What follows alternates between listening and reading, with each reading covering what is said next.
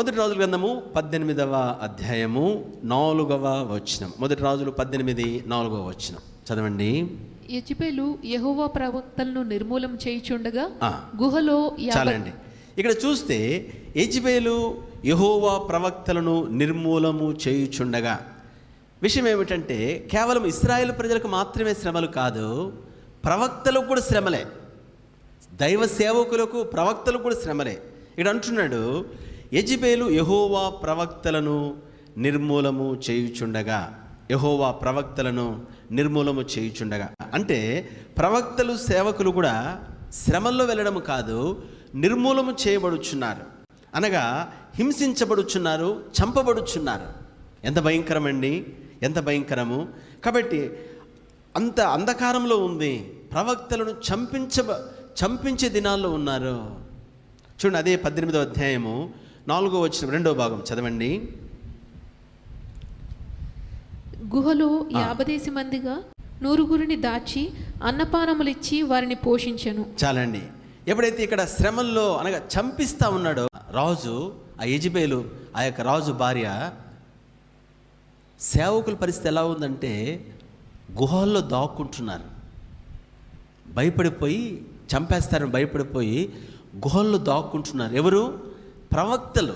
సామాన్యమైన ఇశ్రాయేలు ప్రజలు కాదు, ఇశ్రాయేలు ప్రజలకు ప్రవచించవలసిన వారు, మార్గోపదేశం చేయవలసిన, నడిపించవలసిన ప్రవక్తలే దాక్కుంటున్నారు, గుహలో దాక్కుంటున్నారు.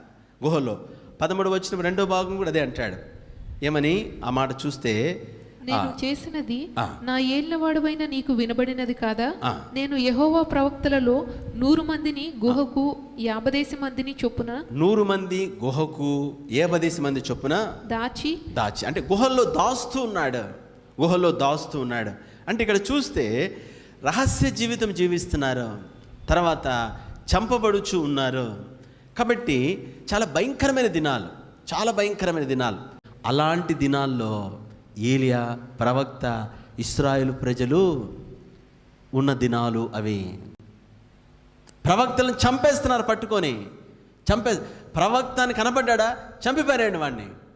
వణికిపోతున్నారు ప్రవక్తలు, వెళ్ళి గుహల్లో దాక్కుంటున్నారు. వీళ్ళు ప్రవచించడం జనాల తర్వాత సంగతి, వీళ్ళ బతికే భయంకరంగా ఉంది పరిస్థితి, వీళ్ళ పరిస్థితే చెప్పలేని పరిస్థితి ఉంది. అలాంటి దినాల్లో ఏలియా ప్రవక్త నివసిస్తూ ఉన్నాడు, ఆ ప్రజలు నివసిస్తూ ఉన్నారు.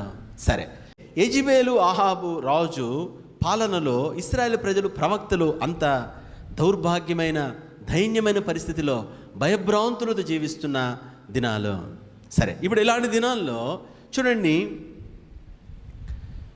ఇక్కడ ఒక అద్భుతం లేదా దేవుని ప్రవక్త ఎలా డీల్ చేశాడో మనం చూస్తాం. 12వ వచనం, మొదటి రాజులు 18వ అధ్యాయము 12వ వచనం. అయితే నేను నీ యొద్ద నుండి పోవు క్షణమందే యెహోవా ఆత్మ నాకు తెలియని స్థలమునకు నిన్ను కొనిపోవును. చాలండి. ఇక్కడ చూస్తే ఆ రాజు దగ్గరున్న అసిస్టెంట్ వచ్చి కనబడ్డాడు. కనబడితే, నువ్వేనా ఏలియా అంటే, అవును నేనే. నీవే కదా ప్రవక్త అంటే, అవును ప్రవక్త నేనే అన్నాడు. అప్పుడు సరే, మీ రాజుకి వెళ్ళి చెప్పు, నేను వచ్చి మాట్లాడబోచున్నాను అంటే వణికిపోతాడు. వణికిపోయి అప్పుడు అంటాడు ఏమిటంటే, అయితే నేను నీ యొద్ద నుండి పోవు క్షణమందే యెహోవా ఆత్మ నాకు తెలియని స్థానమునకు నిన్ను కొనిపోవును.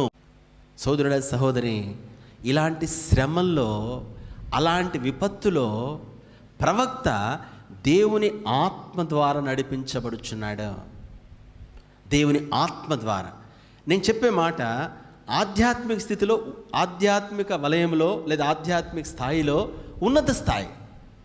దేవుని బిడ్డ, ఈ ప్రవక్త దేవుని ఆత్మ చేత నడిపించబడుచున్నాడు. రోమపత్రిక 8వ అధ్యాయము 14వ వచనం చదవండి. రోమ 8:14. దేవుని ఆత్మ చేత ఎందరు నడిపింపబడుదురో వారందరూ దేవుని కుమారులై ఉందురు. అది కాబట్టి రక్షించబడి ప్రభుని అంగీకరించిన తర్వాత నీవు నేను దేవుని ఆత్మతో నడిపించబడాలి. ఈ ప్రవక్త ఆత్మతో నడిపించబడుచున్నాడు, ఆత్మతో నడిపించబడుచున్నాడు. కాబట్టి అక్కడ అంటున్నాడు అతను ఏమని, అయితే నేను నీ యొద్ద నుండి పోయిన క్షణమందే యెహోవా ఆత్మ నాకు తెలియని స్థలములకు తీసుకెళ్తుంది. నాకు తెలియని స్థలానికి తీసుకువెళ్తుంది. కాబట్టి నువ్వు తప్పించుకుంటావు. అంటే ఆత్మతే నడిపించబడినప్పుడు అక్కడ సరైన విధముగా, అనగా వాళ్ళకు దొరకకుండా తప్పించబడతావు. అయ్యా, దేవుని ఆత్మ ఇప్పుడు ఇక్కడున్నాడు ఏలియా అని చెప్తే మరుక్షణమే నేను ఇంకో దగ్గర తీసుకెళ్ళిపోతుంది.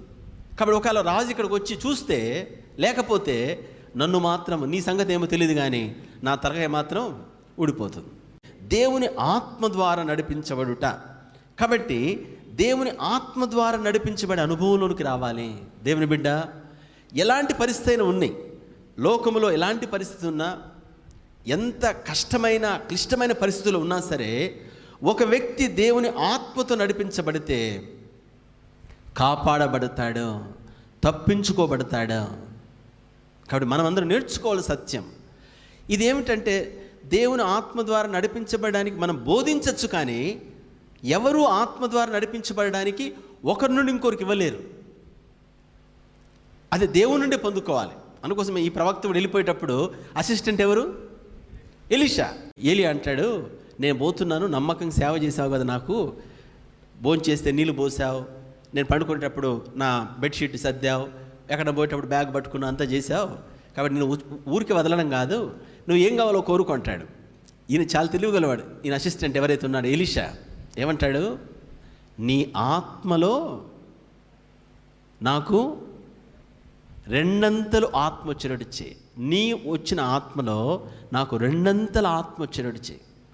అప్పుడు అంటాడు ఆయన, వచ్చును కాక అండు. ఏలియా అన్నది ఏమిటంటే, ఇది బహు కష్టతరముగా ఉన్నది. నువ్వు అడిగినది బహు కష్టతరముగా ఉంది. చాలా కష్టమని అడిగావయ్యా, ఏదైనా ఇచ్చేసావని, కానీ ఇంత కష్టమైనది అడిగంటే నా వల్ల కూడా కాదు. అయితే నువ్వు ఎదురు చూస్తుండు.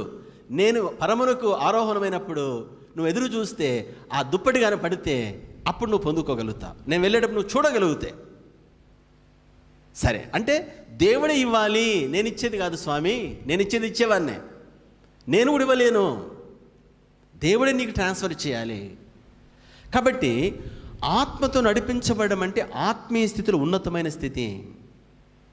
కాబట్టి ఈ ప్రవక్త చూడండి, ఆ రాజుకు కనబడకుండా తప్పించుకోగలుగుతున్నాడు, లేదా రాజు చేతులు చిక్కకుండా వెళ్ళిపోవచ్చున్నాడు. దేవుని బిడ్డ, సైతాను మనల్ని ఎన్ని వలలు వేసినా, ఎంత టీజ్ చేసినా, ఇక్కడ పొడిచి అక్కడ పొడిచి, ఇక్కడ పొగబెట్టి అక్కడ పొగబెట్టి, వాణ్ణి రేపి వీణ్ణి రేపి, కనమనోళ్ళందరినీ మన మీదకి తీసుకొచ్చిన ఆత్మతో నడిపించబడేటప్పుడు నీకు రైట్ ఆన్సర్ నీ దగ్గర ఉంటుంది. అర్థమవుతుంది అన్నమాట మీకు? రైట్ ఆన్సర్ ఉంటుంది. కలవరపరచబెట్టేటప్పుడు నువ్వు ఆందోళన పడవు. పరిశుద్ధాత్మ నీలో నుండి మాట్లాడతాడు నీతో, లేదా నీకు తెలియచేస్తాడు. సోదరుడ సహోదరి, ఆత్మ ద్వారా నడిపించబడినప్పుడు మనము శత్రువుకు చిక్కము. కాబట్టి ఏమిటంటే జ్ఞానానికి సంబంధించింది కాదు, మనకు అర్థం కాదు. ఆయన చెప్పింది మనం చేస్తే తర్వాత చూస్తే, ప్రభా ఎంత మంచి సలహా ఇచ్చావు నాయన. అక్కడ ఆత్మతో నడిపించబడాలి. దేవుని బిడ్డ, మతము కాదు, సిద్ధాంతము కాదు, ఏదో చెప్పడము కాదు, దేవుని ఆత్మతో. అందుకోసం బైబిల్ చెప్తుంది, రోమాపత్రిక 8వ అధ్యాయం 14వ వచనంలో, ఎందరైతే దేవుని ఆత్మతో నడిపించబడతారో వారు దేవుని కుమారులు, దేవుని బిడ్డలు. కాబట్టి మనం దేవుని ఆత్మతో నడవడం నేర్చుకోవాలి. కాబట్టి ఆత్మతో నడిచినప్పుడు మనము దాటగలుగుతాం.